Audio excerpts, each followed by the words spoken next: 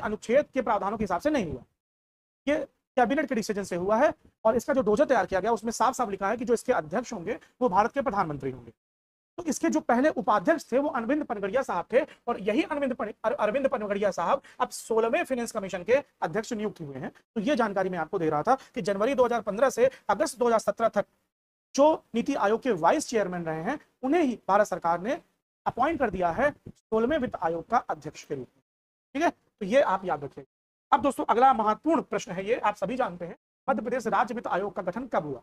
दोस्तों जो राज्य वित्त आयोग की कहानी है ये एक्चुअल में 73वें संविधान संशोधन के बाद ही शुरू होती है, क्योंकि 73वें संविधान संशोधन में जो पंचायती राज व्यवस्था है उस पंचायती राज व्यवस्था के अनुच्छेदों में वर्णित है वो पॉइंट, तो ये बात कहता है कि भारत किसी पर्टिकुलर राज्य के जो गवर्नर होंगे वो राज्य वित्त आयोग का गठन करेंगे।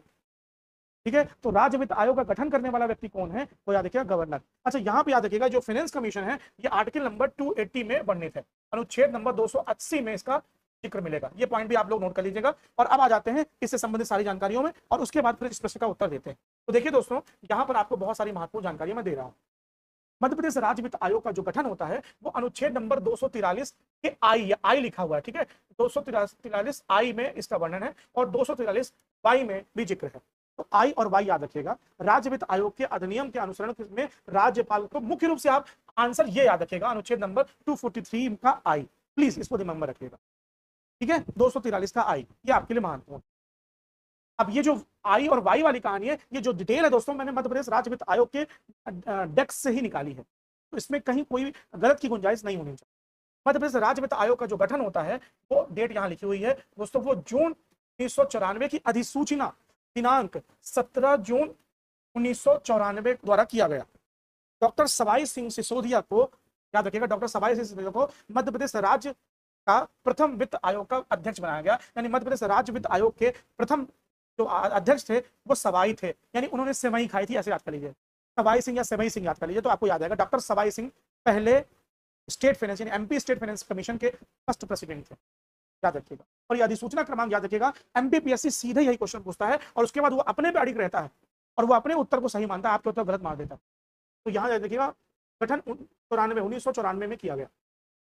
अब डॉक्टर सवाई सिंह सिसोदिया को मध्य प्रदेश राज्य का प्रथम वित्त आयोग का अध्यक्ष चुना गया और डॉक्टर टी.एस. मिश्रा और डॉक्टर वी.सी. डेविड को सदस्य नियुक्त किया गया। अब उसके बाद दोस्तों मध्य प्रदेश राज्य शासन ने 16 अक्टूबर 1995 में अधिसूचना जारी कर 5 सदस्य आयोग का गठन किया। तो आपसे प्रश्न पूछा कि ये 5 सदस्य कब हो गया, तो फिर दोस्तों ये तारीख है 16 अक्टूबर 1995।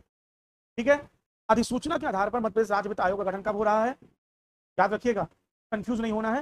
ये अधिसूचना के हिसाब से 17 जून 1994। और ये 5 सदस्यीय निकाय कब हुआ, क्योंकि पहले एक अध्यक्ष हुए और 2 सदस्य हुए। पहले सदस्य कौन हो गए, डॉक्टर सी.एस. मिश्रा जी, और दूसरे सदस्य कौन होंगे, डॉक्टर वी.सी. डेविड जी। और ये 5 सदस्य कब हुआ, तो 16 अक्टूबर 1995 को हुआ। ये डिटेल मैंने एमपी की वेबसाइट से निकाली, गवर्नमेंट वेबसाइट से निकाली। तो इस हिसाब से देखेंगे दोस्तों, तो इस प्रश्न का उत्तर आपको क्या मिल जाएगा, तो उस प्रश्न का उत्तर 1994 मिलेगा, अधिसूचना क्रमांक के हिसाब से जाएंगे तो। ठीक है, याद रखिएगा।